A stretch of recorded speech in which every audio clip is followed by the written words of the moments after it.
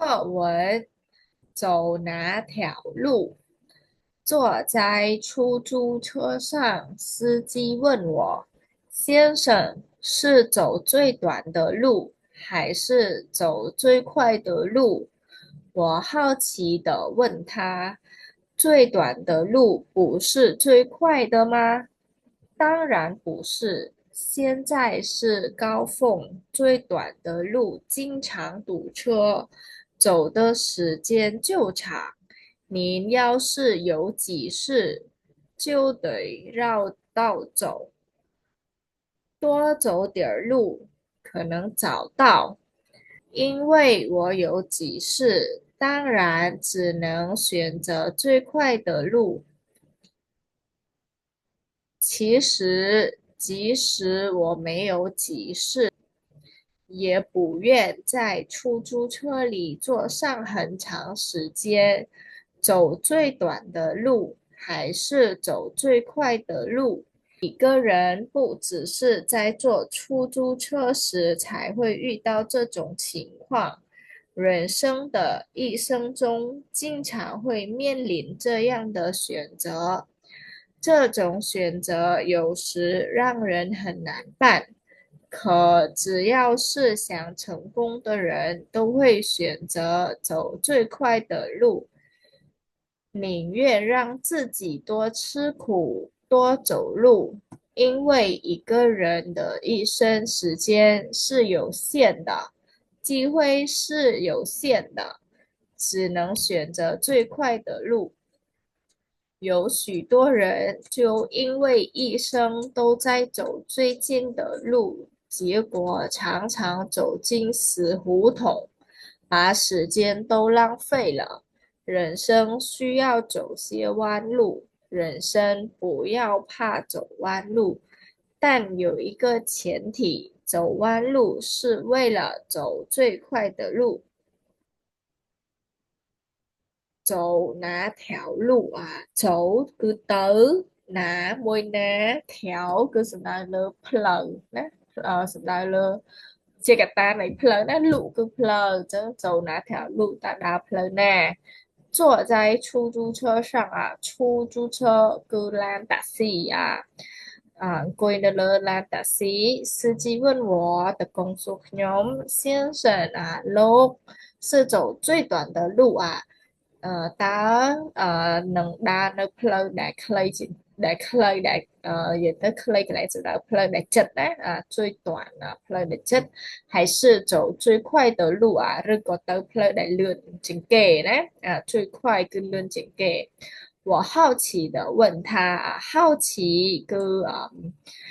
青奥来跟说过的青奥问个说最短的路不是最快的吗？最短的路 plơ đại clay trên kế 不是 mình nén 最快đại lươn trên kế tê ấy当然不是 gặp chia mình mến tê 现在是高峰bên này cứ bên đại chỉ đã cho một miệng nhập lặng đấy 高峰 miệng nhập 最短的路经常堵车plơ đại chật trên kế nó ở xa tại station 堵车走的时间就长被连来យើងទៅនឹងគឺវានឹងវែងហើយណា您要是有急事អ្នកបើសិនជាមានរឿងបញ្ញាប់ណា急事គឺរឿងដែលបញ្ញាប់就得绕道走គឺត្រូវតែជិះ绕គឺមានន័យថាជិះឆ្វែលណាជិះឆ្វែលផ្លូវ绕道多走点路គឺ多走点路គឺមានន័យថាជិះរៀងឆ្ងាយបន្តិចណា可能找到អាចនឹងប្រញាប់ដល់ជាង因为我有急事ព្រោះតែខ្ញុំមានរឿងប្រញាប់当然只能选择最快的路当然ប្រកាសហើយ只能មានតែ选择ជ្រើសរើស最快的路ផ្លូវដែលលឿនជាងគេ其实តាមពិតទៅ即使我没有急事ទោះបីជាខ្ញុំមិនមានកិច្ចការប្រញាប់也不愿在出租车里坐上很长时间也不愿ก็mình pro á mình chọn不愿在出租车里ในក្នុងកន្លែងតាក់ស៊ីនឹង坐上很长的时间អង្គុយដោយប្ររយៈពេលយូរទេ走最短的路ដើរនៅលើផ្លូវដែលជិតជាងគេ还是走最快的路ឬក៏ដើរនៅលើផ្លូវដែលលឿនជាងគេ一个人不只是在出租车时一个人មនុស្សម្នាក់不只是មិនត្រឹមតែ在坐出租车នៅពេលដែលអង្គុយលើឡានតាក់ស៊ី时才会遇到这种情况ទើបជួបប្រទះនឹងរឿងបែបនេះទេណា遇到គឺជួបប្រទះ情况គឺសភាពបែបនេះណា人的一生中នៅក្នុងជីវិតរបស់មនុស្ស经常会តែងតែអាចនឹង面临这样的选择面临គឺជួបប្រទះណា这样的选择គឺការជ្រើសរើសណាជួបប្រទះនឹងការជ្រើសរើសបែបនេះណា这种选择有时让人很难办这种选择ការជ្រើសរើសមួយនេះណា有时ពេលខ្លះ让人ធ្វើឲ្យមនុស្ស很难办ពិបាកនៅក្នុងការជ្រើសរើសពិបាកក្នុងការសម្រេចចិត្ត只要是想成功的人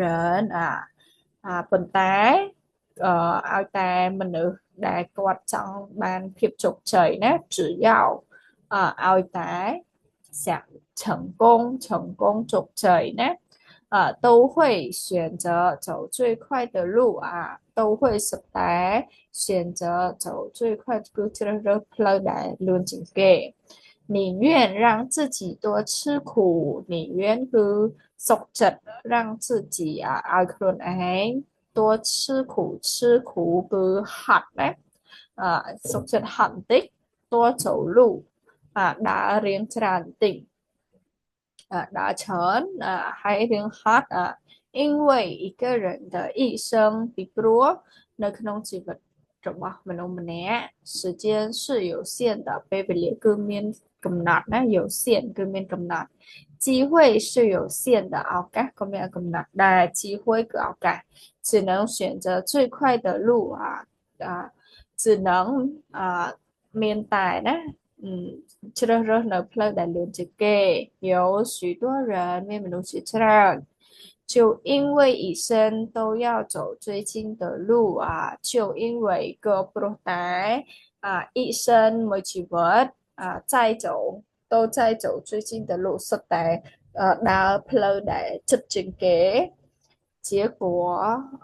ផលិតផល常常走进死胡同常常តែងតែ走进ដើរចូលទៅ死胡同សំដៅលើផ្លូវដែលអត់មានច្រកចេញណា把时间都浪费了ពេលវេលាគឺយកវាទៅផ្លាញអស់ណា浪费គឺបំផ្លាញ人生需要走些弯路ជីវិតមនុស្សត្រូវការដើរទៅលើផ្លូវដែលខុសខ្លះណាវ៉ាន់លូគឺផ្លូវវាងផ្លូវដែលបត់វែងណាផ្លូវវ៉ាន់លូគឺផ្លូវដែលផ្លូវដែលលឿនជាងគេជិះទៅត្រង់ដល់ហើយតែផ្លូវហ្នឹងគឺវា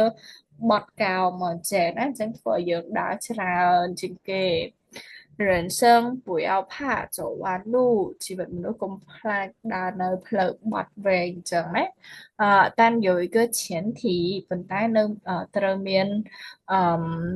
នការគិតមួយណា走弯路是为了走最快的路